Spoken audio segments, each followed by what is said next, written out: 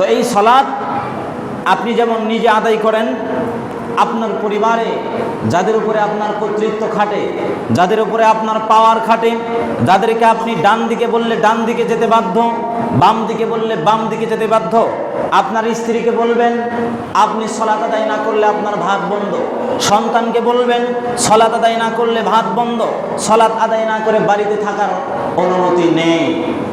আপনাকে দেখে তো আমার বড় অবাক লাগে যে আপনার সন্তানটা একদিন প্রাইভেটে না গেলে আপনি তাকে পিটাচ্ছেন, আপনি তাকে মারছেন, বকা দিচ্ছেন, অথচ আপনি নিজেকে খুব ক্ষমতাশীল, নিজেকে খুব পাওয়ারফুল বলে মনে করতেছেন। সন্তানকে পিটায়, সন্তানকে প্রহার করে কিসের কারণে? প্রাইভেটে না যাওয়ার কারণে। আপনি কাপুরুষ, প্রাইভেটে না যাওয়ার কারণে সন্তানকে পিটাচ্ছেন, অথচ সন্তান দিনের পর দিন, মাসের পর মাস, বছরকে পর বছর সালাত আদায় করছে না, আপনি একদিনও তাকে বলতে পারেন নাই সালাতের জন্য। আপনি কাপুরুষ, সন্তানকে প্রাইভেটে না দেওয়ার কারণে পিটাতে পারেন, সন্তানকে সালাত আদায় করাতে পারেন না।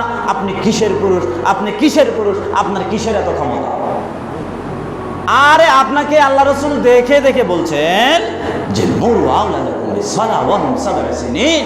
আয় দুনিয়ার মানুষ শোনো, তোমরা তোমাদের সন্তানদেরকে সালাতের আদেশ দাও, তোমরা তোমাদের সন্তানদেরকে সালাতের আদেশ দাও ওয়া হুম সাব'উ সিনিন, যখন তাদের বয়স 7 বছর। আপনার ছেলের বয়স তো 20 বছর 25 বছর, এখনো আপনি সালাত আদায়ের আদেশটুকু দিতে পারেন নাই, অথচ আপনি নিজেকে পাক্কা ইমানদার মনে করেন, নিজেকে বড় শক্তিশালী, নিজেকে বড় দাপটওয়ালা, পাওয়ারওয়ালা মনে করেন। আপনার কোনো পাওয়ারই নাই, আপনাকে আমি কাপুরুষ বলে গেলাম। রাসূল সাল্লাল্লাহু আলাইহি ওয়াসাল্লাম বলছেন ওয়াদরিবু আলাইহিম ওয়া হুম 10 সিনিন, সন্তানদের বয়স যখন 10 বছর হবে তখন আর জবান দিয়ে নয়, তখন আর বলে নয়, ওকে লাঠি পিটা করে হলেও মসজিদে সালাত আদায় করাতে হবে।